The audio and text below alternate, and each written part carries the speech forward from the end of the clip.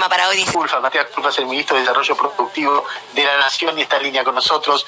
Matías, buen día. Ernesto, tenemos de Radio con vos. ¿Cómo te va? Buen día, Ernesto. ¿Cómo estás? Un gusto. Bien, igualmente.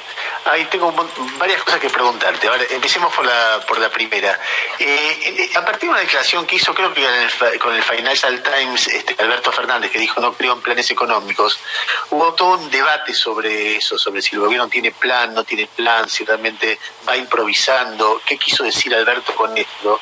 Y yo quiero relacionarlo con algo que me parece que es muy trascendente, que es la política energética del gobierno. Uno ve que de repente en diciembre un sector del gobierno anuncia el aumento de naftas, otro sector lo desmiente y finalmente se posterga, y ahora se está repitiendo la historia donde de repente un día el presidente dice las naftas están atrasadas, de repente es relativizado por Santiago Cafiero, el jefe de gabinete, después el presidente de YPF vuelve a decir que hay que aumentar las naftas. Entonces uno ve el desarrollo o se pregunta si este tipo de contradicciones no avala la idea de que de repente no hay un plan coordinado, coherente, respecto de cómo conducir la Argentina en el área económica. Escucharte un poquito sobre eso.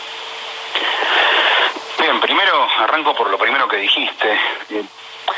Mira, tenemos un rumbo, creo, muy claro y definido.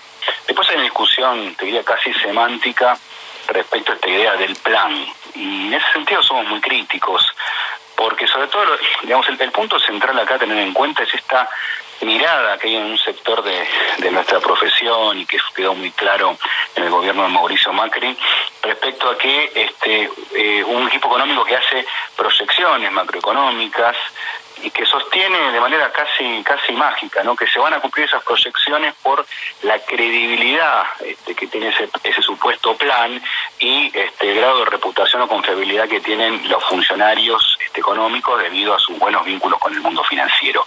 Eso es lo que en Argentina creo que ha funcionado muy mal y es lo que Alberto de ninguna manera quiere volver a repetir. Yo recuerdo, te voy a dar un ejemplo bien concreto. En febrero de 2016 empieza ese tremendo aumento de tarifas, 3.000% en el gas, recordemos, ¿no?, lo que fue el aumento de tarifas durante el gobierno de Macri, y le preguntan a Sturzenegger, ¿pero esto no va a ser inflacionario? Y él responde no porque hay que mirarlo como una mirada de equilibrio general. Tenemos un plan para reducir la inflación, es consistente, y bueno, nuestro modelo lo que dice es que van a subir las tarifas, pero la gente va a tener menos para consumir en otras cosas, en alimentos, entonces los precios de los alimentos van a bajar o van a subir mucho menos. Y ocurre todo lo contrario. Es decir, ese tipo de enfoque, Ernesto, es el que de ninguna manera queremos señalar, y en ese sentido lo que plantea el presidente es establecer una serie de reglas generales y sobre esa base plantear diferentes marcos. A ver, déjame volver sobre el punto de la comparación con Macri. A mí lo que me impresionaba de la gestión de Macri era justamente que no había un plan. Es decir, por ejemplo, cuando arranca los aumentos de tarifas, esos aumentos de tarifas no estaban contemplados dentro de un plan macroeconómico.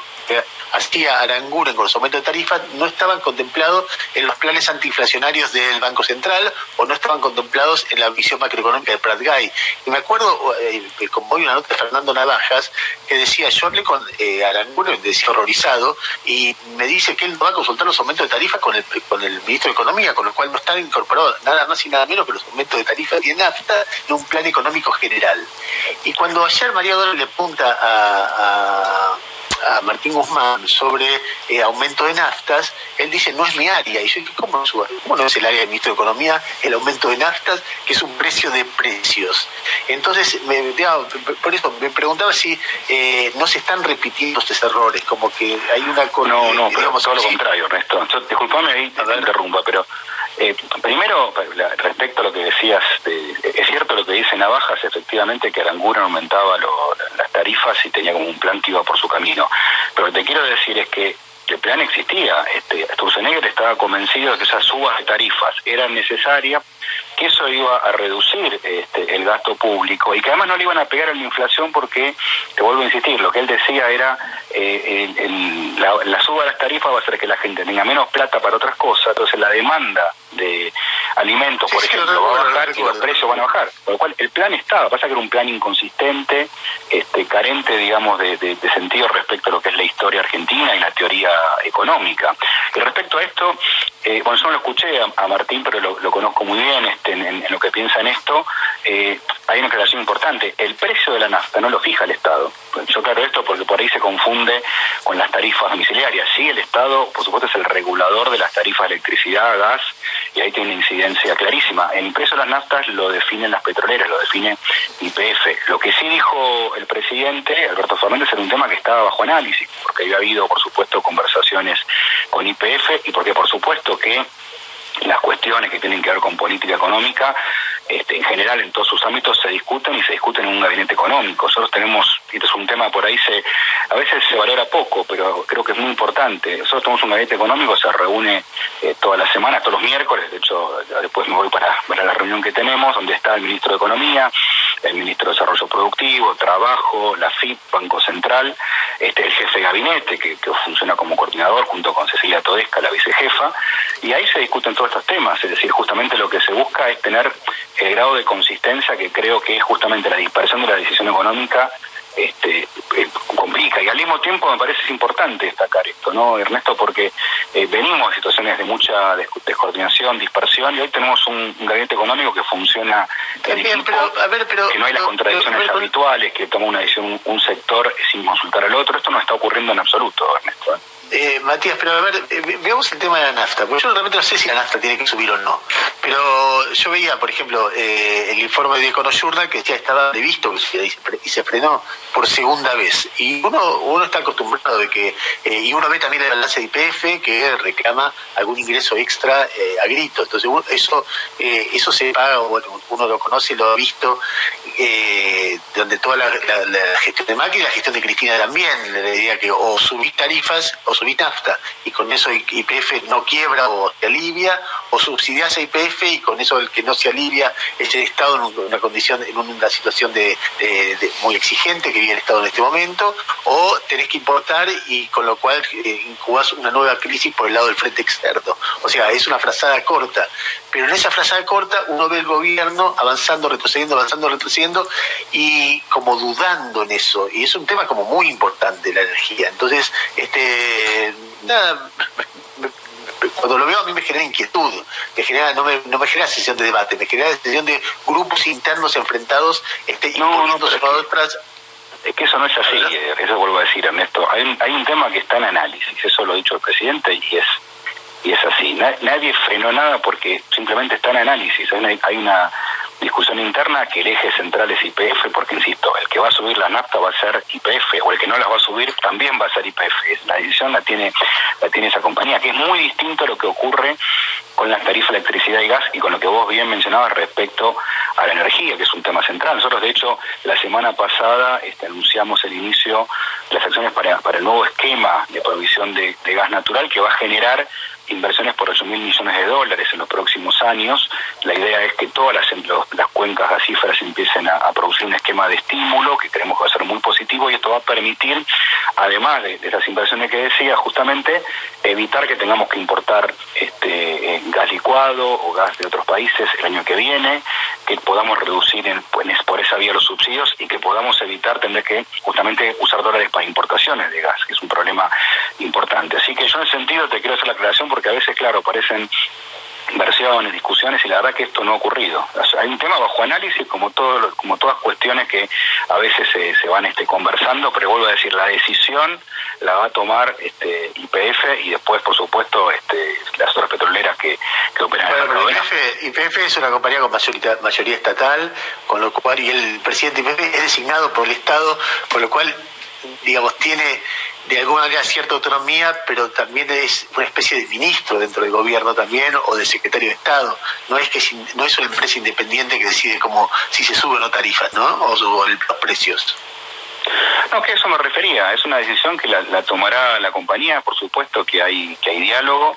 Lo que te quiero decir, para ser claro, la decisión, por ejemplo, de no subir este año las tarifas de electricidad y gas, el congelamiento, lo dispusimos nosotros. Fue primero una ley de solidaridad social a fin de año pasado, que generaba un congelamiento hasta junio, y nos pareció que dada la pandemia era necesario prorrogarlo hasta fin de año. Esa es una decisión 100% en cabeza del gobierno y que fue absolutamente dialogada entre todos los diferentes sectores que tienen que ver con la economía, con la energía, con los sectores involucrados en esta decisión. Pero digo, lo del NAFTA es otra cosa, quiero ser claro, no es el tipo de decisiones a las que me hace referencia. Jairo. Sí, Matías, a propósito de los estímulos para la inversión en gas, por ejemplo, que anunciaron con este nuevo plan, ustedes hace poco le reconocieron una deuda a Techin de más de 13.000 millones de pesos por deudas del programa de estímulo a la inversión del gobierno de Macri. Te pregunto, ¿el Techin se comprometió a bajar el reclamo en la justicia contra el gobierno por el cambio en la interpretación que hizo el gobierno anterior de esos subsidios que le dejaron de pagar lo que le habían dicho y le pasaron a pagar menos? ¿Hay un compromiso de la empresa de salir del litigio en la justicia? No, a ver, por ahí hay un... te estás mencionando varios temas... No, son dos cosas distintas. Usted le reconoció una deuda que le correspondía, pero te pregunto si en el marco de la negociación... No es que reconocimos una deuda, hay un plan de estímulo que está vigente a fin del año que viene, que nunca estuvo en discusión. Digamos, lo que estuvo en discusión, que hubo un litigio en el gobierno de Macri, es el monto que corresponde. Claro. Es decir, ahí sí... Por ahí esto es un poco aburrido para la audiencia. No, pero lo único que te pregunto es si... 8 millones y medio metros cúbicos diarios o si es más, arriba de eso. Pero digo, lo que se pagó, que no recuerdo la cifra exacta, creo que es menos que lo que acabas de mencionar, lo que se pagó tiene que ver con el plan de estímulo que está vigente y que la empresa cumplió en proveer ese gas. Claro, pero lo que yo te preguntaba, solo para terminar con este punto, es si en el marco de esas negociaciones, por más de que esto le correspondía, la empresa le sigue reclamando al Estado, por más que antes era Macri, ahora es Alberto Fernández, si hay algún tipo de negociación para que desista de ese reclamo, que es en paralelo a este pago del plan vigente. Por eso te lo pregunto. Sí, por eso la empresa lo que entiendo que ha reclamado es por un monto superior a lo que se ha pagado. No lo que se ha pagado nunca estuvo en discusión, está vigente y se han hecho los pagos de manera normal. Hacia adelante es un tema, digamos, que obviamente está en cabeza de las áreas jurídicas. Eso es un tema que en las próximas... O sea, la respuesta es no, la respuesta de la empresa no retira sus demandas. Hay conversaciones, por supuesto, yo no, digamos, en ese sentido, digamos, me imagino que ustedes se refieren al nuevo plan gas. Con el nuevo plan gas, sí, por supuesto, la idea es que las que ingresen se abstengan en el futuro de hacer nuevos reclamos. Eso por supuesto está incorporado. Ustedes dijeron ayer te iba a preguntar sobre que ayer ellos dijeron en ese informe que se está recuperando la economía más rápido de lo que esperaban. Sí, efectivamente. Lo que estamos viendo es la industria manufacturera hoy está produciendo en niveles ya parecidos a los de los previos a la pandemia, incluso ya vemos alguna variación interanual positiva. En cuanto al consumo, las ventas con Ahora 12, que es el indicador, yo estoy hablando de indicadores que, digamos, más cercanos, ¿no? Que ya nos permiten ver datos de fines de julio, principios de agosto, las ventas con Ahora 12 ya muestran fuera del AMBA niveles muy superiores a los de previos a pandemia, en AMBA un poco por debajo.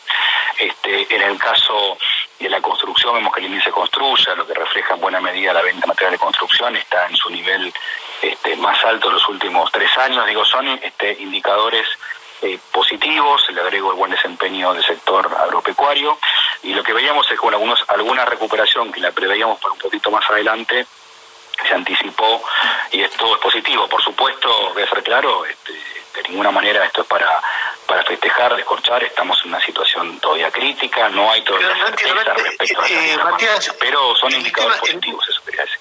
En el tema de construcción, a ver, estando parada casi toda la obra de construcción en capital y conurbano, ¿cómo puede ser que esté dando más alto que el año pasado? Lo que está ocurriendo es, en muchos lugares del país hay mucho acopio de materiales, están como reiniciándose, tenemos un valor del ladrillo y del metro cuadrado de construcción en niveles bajos a niveles históricos, es decir, esto hace que sea rentable la construcción. Se han rehabilitado algunas pequeñas obras, en el interior eso tiene otra dinámica, pero lo que hay, insisto, todo esto tiene que ver mucho con el acopio, la compra de materiales para reiniciar las obras. Hay una preparación importante del sector para volver a reactivarse.